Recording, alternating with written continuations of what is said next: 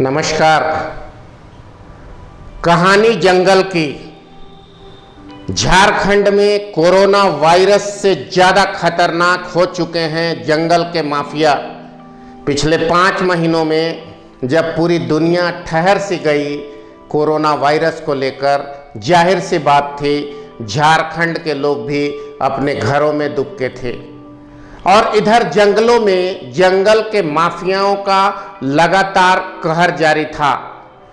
जंगली क्षेत्र में पलामू प्रमंडल के कुंदरी वन क्षेत्र में 20-25 ट्रक लकड़ी स्थानीय लोगों के कहने पर जब्त किए गए, लोगों की सूचना पर जब्त किए गए।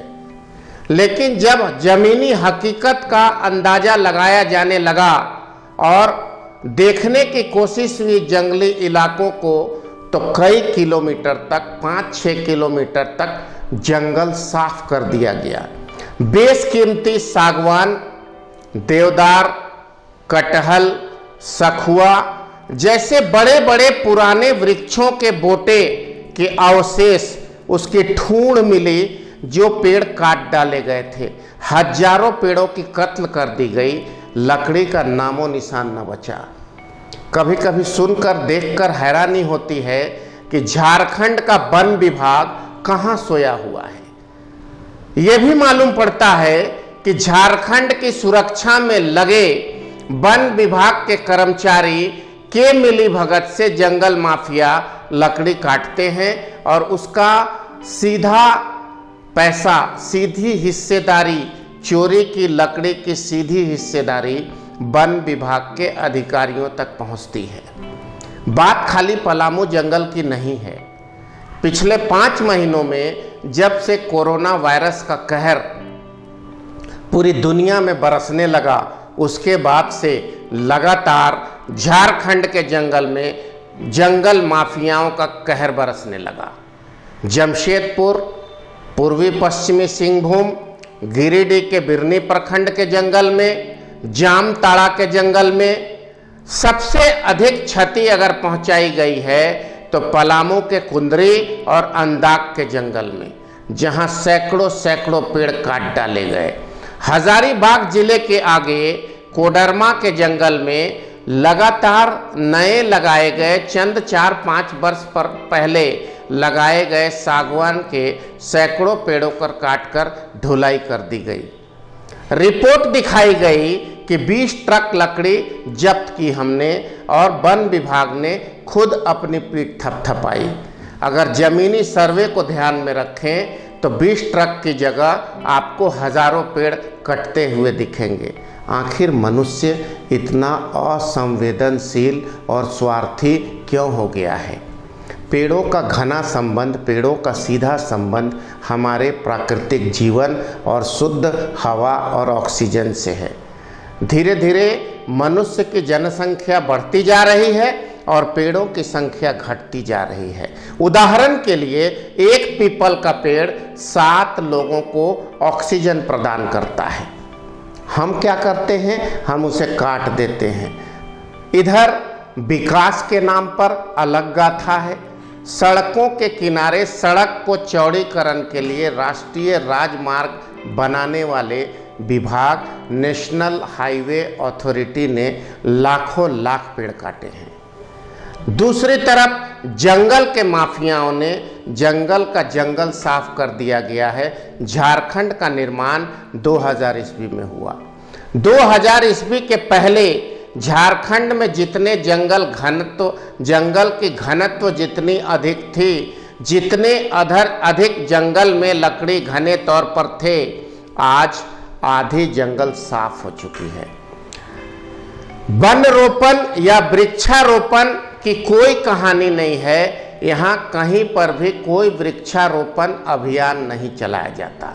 वृक्षारोपण एक फैशन चल चुका है। अफसर हो या नेता एक पेड़ लगा के चले जाते हैं, उसे देखने वाला कोई नहीं कि आखिर वो पेड़ जीवित है कि नहीं। बड़े बड़े वीआईपी आते हैं, उनसे वृक्षारोपण कराया जाता है। सरकार के द्वारा, राजनीतिक दलों के द्वारा वृक्षारोपण कार्यक्रम कराया तो जाता है, लेकिन उसकी जवाबदारी सुनिश्चित नहीं होती कि जो पेड़ लगा है उसे कोई मुआयना करेगा क्या, उस पेड़ को की रक्षा कौन करेगा, पेड़ को बड़ा करने की जिम्मेदारी कौन लेगा। आज आवश्यकता इस बात की है कि वृक्षारोपण तो हो ही, वृक्ष संरक्षण की दिशा में सार्थक कार्यक्रम करने की आवश्यकता है। अगर प्रत्येक व्यक्ति अपने जीवन में हर एक साल एक पेड़ लगाकर उसके संरक्षण की जिम्मेवारी ले सकता है, तभी पर्यावरण संरक्षण की बात सोची जा सकती है। वरना पर्यावरण का बिगड़ता हुआ स्तर देखकर ऐसा लगता है कि आने वाले समय में लोग प्रदूषित सांस लेकर अपने ज़िंदगी को रोज कम करते चले जाएंगे। जंगलों के ऊपर पर्यावरण और जंगलों के ऊपर माफियाओं का हमला रुकना चाहिए। सरकार को इस दिशा में और सख्ती होनी चाहिए। जंगल के लोग, जंगल के सिपाही मस्त बैठे हैं। जंगली विभाग में, वन पर्यावरण विभाग में, फॉरेस्ट डिपार्टमेंट में काम करने वाले व्यक्तियों की हैसियत अगर आप देखेंगे तो आपको अंदाज़ा लग जाएगा कि एक 50,000 रुपया कमाने वाला महीने का ऑफिसर, और उसकी ठसक देखकर ऐसा लगता है कि वो करोड़पति व्यापारी है। उसके पहनने ओढ़ने का ढंग, उसका घर, उसके रहने का ढंग, आखिर ये पैसा आता कहाँ से है। माफियाओं से मिली भगत और जंगल की बिक्री करने का इन लोगों ने ठेका ले रखा है। लोग समाज में ये कहते फिरते हैं कि जंगल का अफसर है, फॉरेस्ट अधिकारी है, बहुत बड़ा आदमी होगा। ऐसा माहौल समाज का बन चुका है। बहरहाल जंगल की माफियाओं को नकेल डालने की आवश्यकता है, अफसरों पर निगरानी की आवश्यकता है, वृक्षारोपण की आवश्यकता है, उससे भी ज़्यादा वृक्ष संरक्षण की आवश्यकता है। हमारे और आपके ज़िंदगी के लिए, इंसान के ज़िंदगी के लिए, जीव जंतुओं की ज़िंदगी के लिए, हमारी सांसों को बढ़ाने के लिए वृक्षारोपण और वृक्ष संरक्षण अगर हम न कर पाए तो प्रकृति हमें माफ़ नहीं करेगी। आज के लिए इतना ही। फिर बिंदु भूषण दुबे सृष्टि रक्षा चैनल में आपसे एक अच्छे विषय के साथ मिलेगा। आप तब तक आपसे एक ही आग्रह है कि हमारे इस चैनल को ज़्यादा से ज़्यादा सब्सक्राइब करें। नमस्कार, वंदे मातरम।